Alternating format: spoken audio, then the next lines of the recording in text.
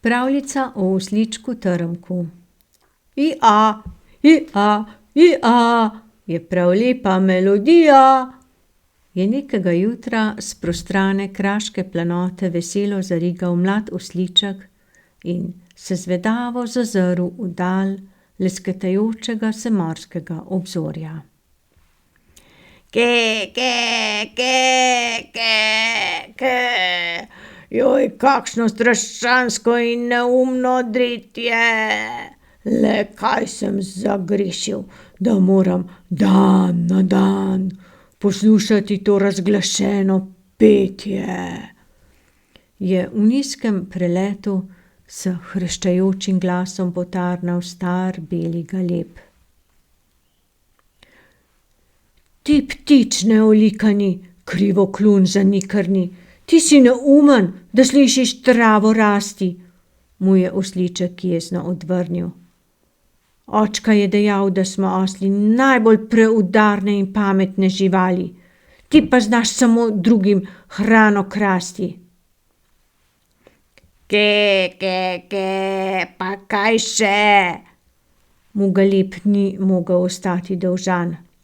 Osu ostane osu, tudi če ga pelješ v kraljevo palačo, bo tam še vedno garal za borno plačo.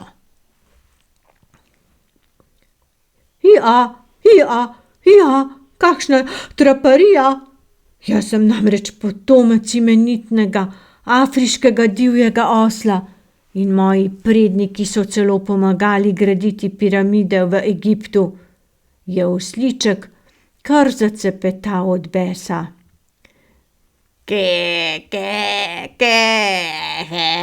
Takih neumnosti pa še ne, se je glasno zakrohotal galeb. Vsak os misli, da je kan, dokler se ne vidi v ogledalu. Majhen, a debelušen, ko kakšen slan. Zdaj je pa zadosti, poberi se nadloga ptičja. Ia, ia, ia, drugače ne boš več dolgo zobal jagodičja. Galebu se ni zdelo več vredno prerekati in že je zajadral v dal proti morju. No, da boste vedeli, ko nekdo reče, da se ni vredno prerekati za oslovo senco, v resnici meni, da je škoda trošiti čas za brezvezne stvari. No, kakorkoli že, galeb je bil sedaj že visoko na nebu. Ia, ia, ia, je še enkrat jezno zarigal osliček. To je pa prava oslarija. Kako si le drzne stegovati svoj neumni kljun? Oslički smo vendar zvesti spremljevalci človeka že od svetopisemskih časov. Parmejdun. Moji predniki so nosili celo brezmadežno devico in odrešenika v sveto deželo. Ni vredno besed. Ia, ia, ia, kakšna ptičja bedarija. Tedaj pa se je iz daljave zaslišal prodoren človeški glas. Halo, Trmko, kje si? Pridi, se bova odpravila do oljčnega nasada. Še veliko oliv morava odnesti do doma. Osliček se je jezno namrdnil in se srepo zazrl v kamnita tla. Res grozno, le kakšno ime mi je nadel gospodar. Osli vendar slovimo po svoji izjemni vzdržljivosti in tudi potrpežljivosti, saj smo bili stoletja nepogrešljivi pri prevozu tovora v težko dostopnih predelih. Res je, da imamo tudi sloves trmoglavosti, ampak v resnici smo samo izredno inteligentni in zato tudi tako zelo previdni. Ne pustimo se kar tako zlahka prisiliti v nevarne situacije. Počasi se je vendarle odpravil v smeri, odkuder je prihajal poznan glas. Trmko, pohiti vendar, sonce bo kmalu žgalo kot zastavo. Nimava vendar časa na pretek. Ne prestavljaj se naokoli kot kakšna lesena klada.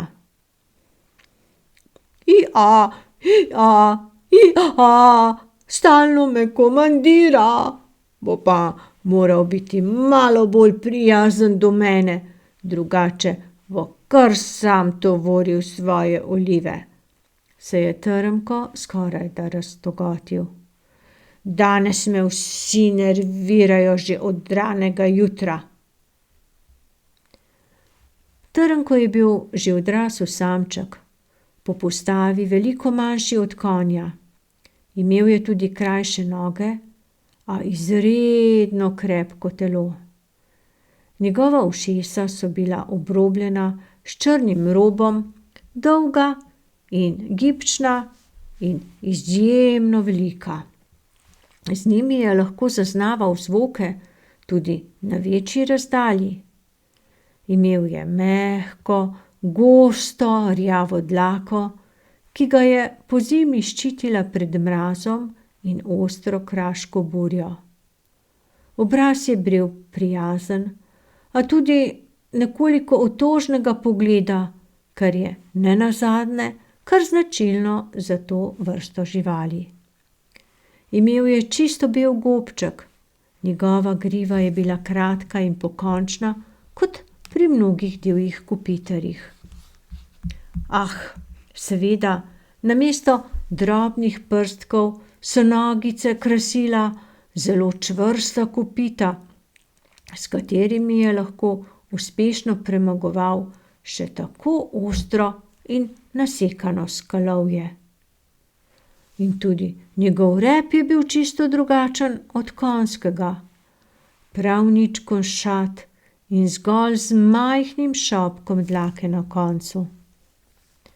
In, kar ste že dobro slišali, njegovo nenavadno oglašanje, ki ga imenujemo riganje, je bilo glasno in res edinstveno, a pogosto že kar preveč moteče, saj se je vedno razlegalo daleč naokoli.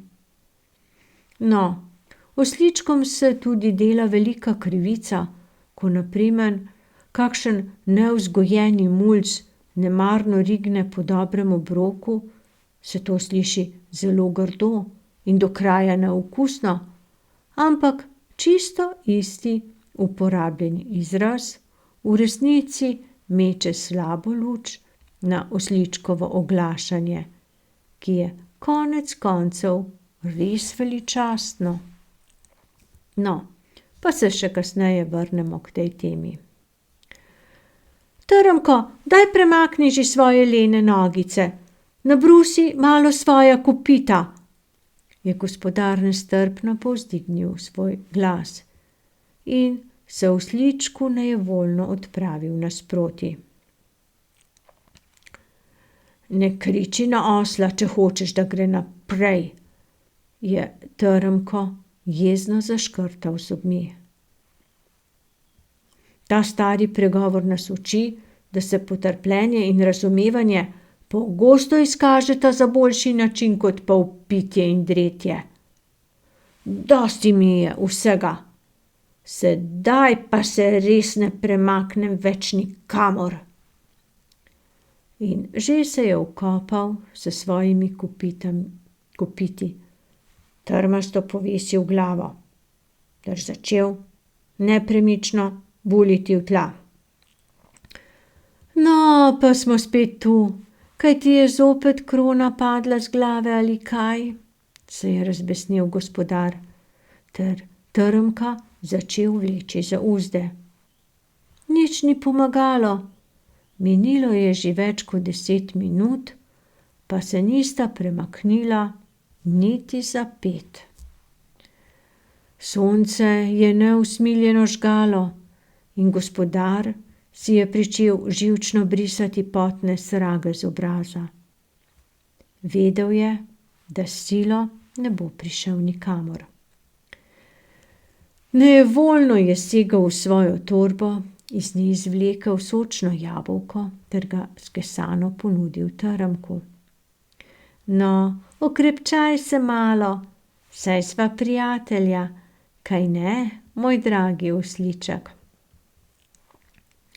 No, to se pa sedaj že lepše sliši. Kako sladka je prevlada, je zmagoslavno zarigal Trmko. Visoko privzdignil svojo glavo in večkrat ponosno zastrigel z ušesi. Gospodar ga je še malo potrepljal po hrbtu in Trmko se je naposled počasi in lenobno premaknil.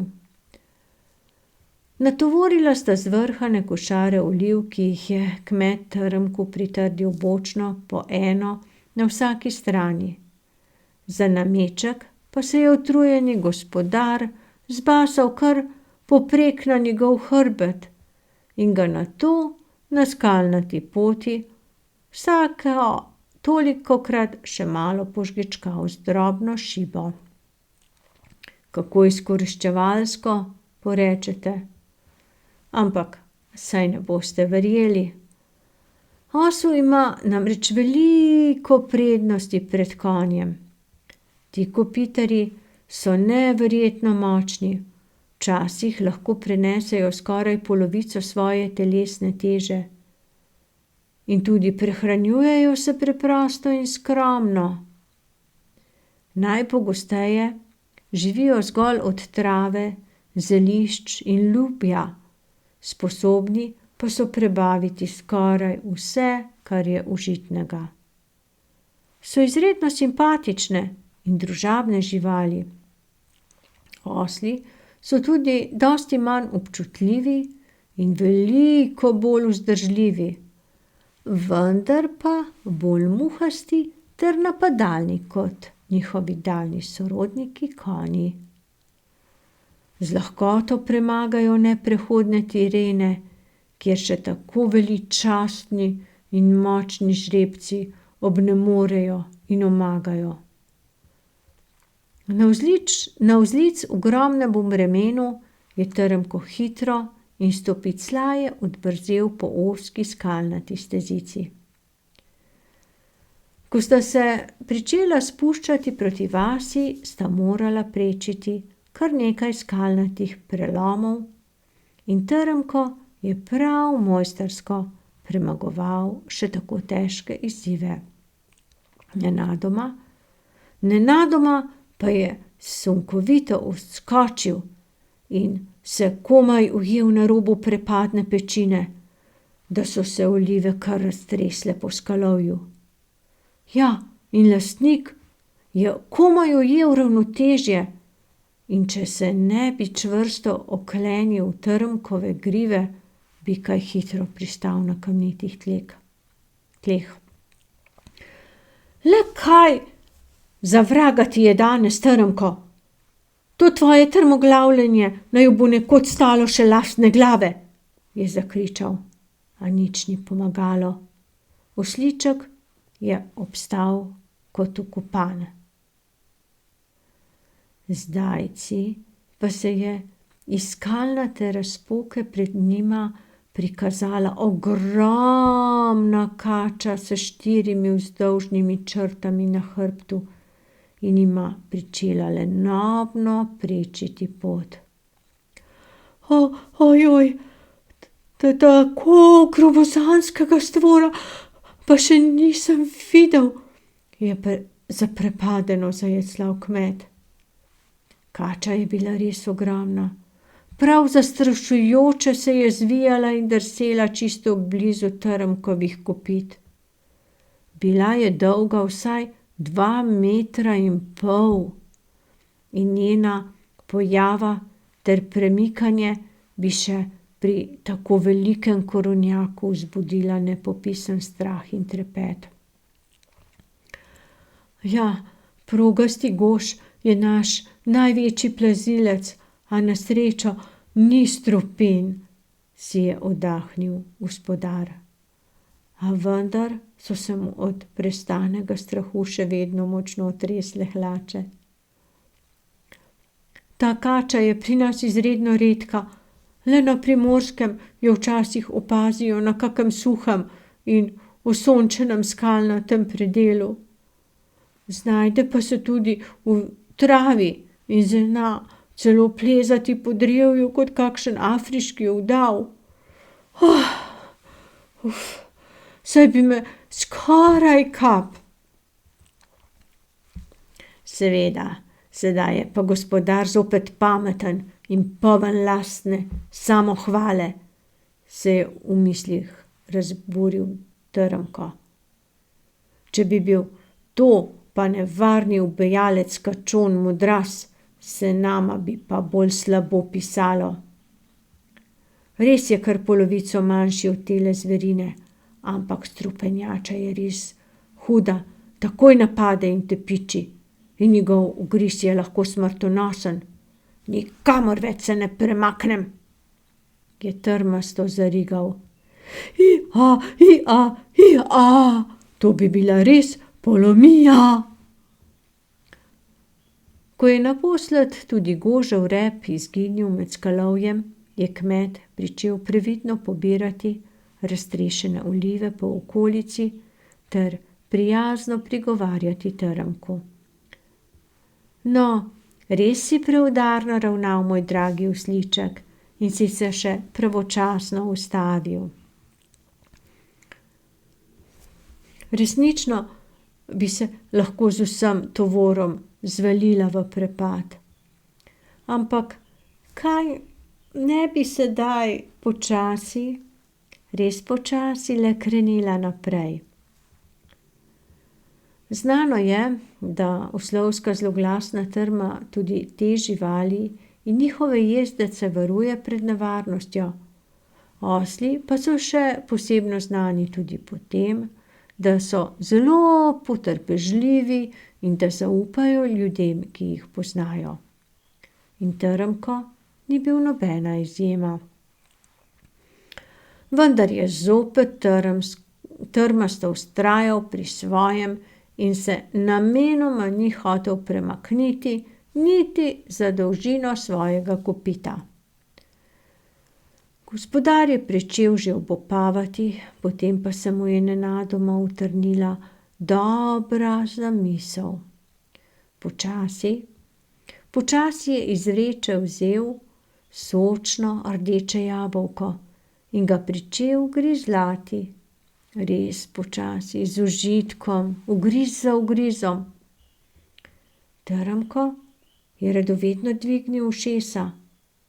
Vonj jabolka je bil res mamljiv. Pogledal je kmeta, nato vrečo in končno stopil korak naprej. Gospodar se je nasmehnil, dvignil še eno jabolko in ga potisnil Trnku v odprt gobček. No, vidiš, včasih je dobro popustiti, se je nasmehnil. In zopet sta odbrzela po skalnati stezi in nehote budno oprezala, da jima morda ne bi prekrižala poti še kakšna plezeča marcina. Skoraj sta že prispela do vasi, morala sta edino le še prečkati globoko brezno, katerega prepadna bregova je povezoval preprost, viseč most. Če bi skušala brezno zaobiti, bi jima to zagotovo vzelo še več ur dragocenega časa. Najprej nista niti pomišljala, saj so bile varovalne vrvi mostu dobro pričvrščene za debla močnih borovih dreves, vendar so se mogočne veje bližnjih osamelcev v vedno hujših sunkih severnega vetra pričele nevarno zibati. In Trnko je zopet nepremično obstal in se ni premaknil niti za ped. Ta most je ena sama podrtija, Še drug, zelo star pregovor pravi, da pameten osel ne riga brez razloga.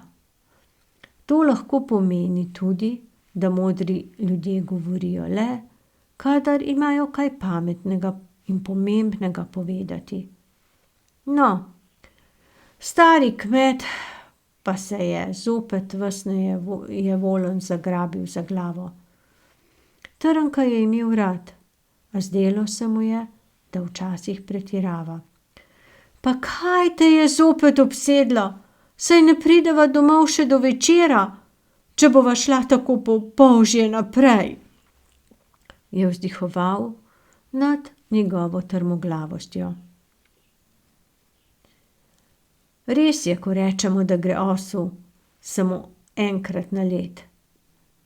To ne pomeni, da se pameten človek ne bo dvakrat opekel na isti stvari. Ampak, kar je preveč, je pa preveč, se je razhudil. Trnko pa se je nepopustljivo vkopal z vsemi kopiti v tla in le trmasto pobesil glavo. In tedaj se je, kot v kaki pravljici, res zgodilo nekaj čisto nemogočega. Resk, trask, je najprej presunljivo zašelestelo in že v naslednjem trenutku je bližnje razklano deblo skupaj z vsem mogočnim vejevjem gromko treščilo prav na začetek brvi in v sunku razcefralo in zdrobilo vse deske, po katerih sta se še malo prej želela odpraviti. Minilo je kar nekaj časa, preden si je kmet vsaj malo opomogel od prestanega šoka. Ko je končno zopet lahko zajel sapo, je kar se da pametno nagovoril svojega oslička. Ojoj mene, kakšna sreča, da sva se ustavila, kaj ne, Trmko? Se mi je zdelo, da bi to znalo biti nevarno. Še dobro, da sem okleval in te nisem silil, da bi šla naprej. Imaš pa res pametnega gospodarja, kaj ne? Trmko ga je samo postrani pogledal in v mislih zarigal. Kakšna bedarija. Nič ni rekel na glas, le mislil si je svoje. No, ko sta se potem odpravila po daljši poti in je tako gospodar imel več kot preveč časa za razmišljanje, je naposled skesano le stopil pred Trmka, nežno prijel njegove uzde ter ga skrbno vodil vse do doma. Na dvorišču mu je postregel z zvrhano košaro slastnih jabolk in pripomnil: Res je bolje imeti modrega osla, kot pa neumnega konja. Ja, tudi ta rek si lahko razlagamo na različne načine. Pomeni lahko, da je pamet bolj vredna in pomembnejša od zunanje podobe.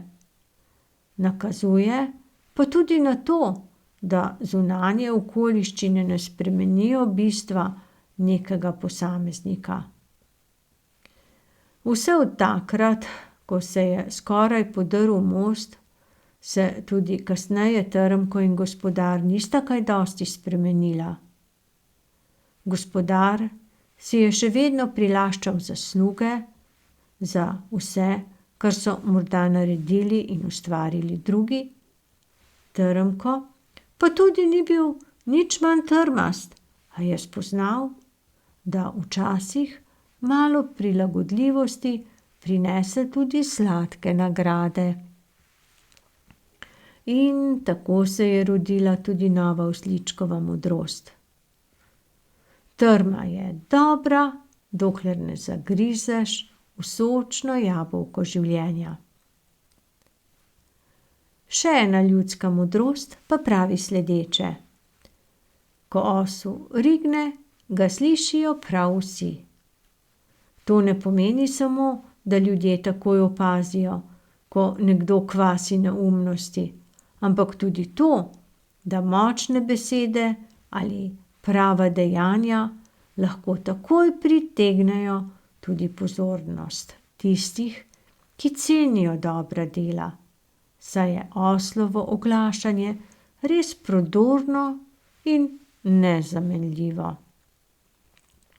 O tem priča tudi poimenovanje otroške bolezni oslovskega kašlja, ki je dobila ime po značilnem globokem vdihu, podobnem oslovskemu riganju, ki nato sledi napadom nevarnega kašljanja.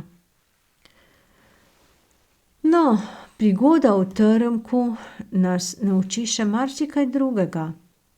Marsikatera zgodba iz preteklosti je bila velikokrat privlečena za lase, kar pomeni, da so neki dogodek tolmačili čisto drugače, kot se je pripetil v resnici, in kasneje te trditve povzeli kot prave. In prav do osličkov je bila zgodovina res nekoliko krivična. Že v starih grških časih, ko je konj veljal za najbolj plemenitega, so osličke prikazovali kot manj vredne živali.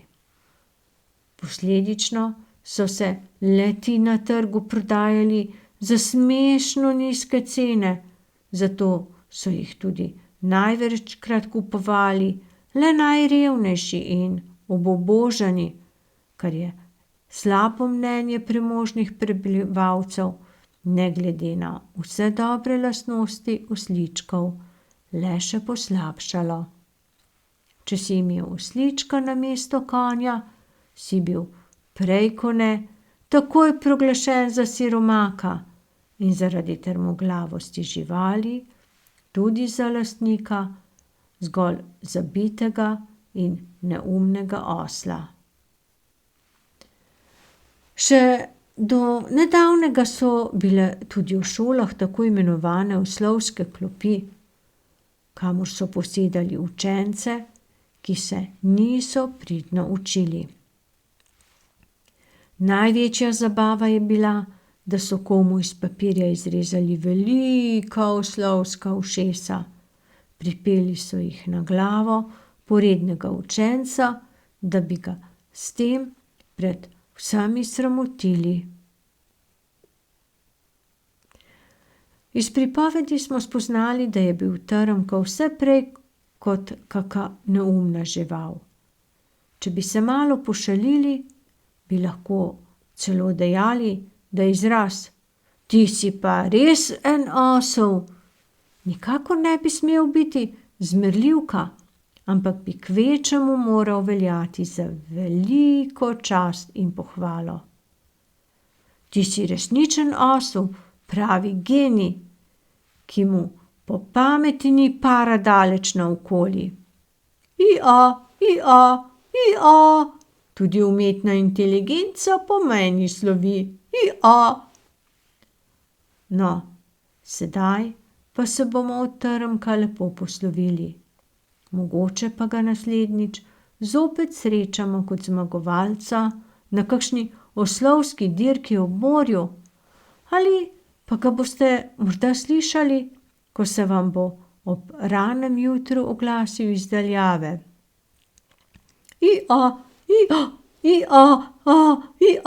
Le trma nekaj res velja.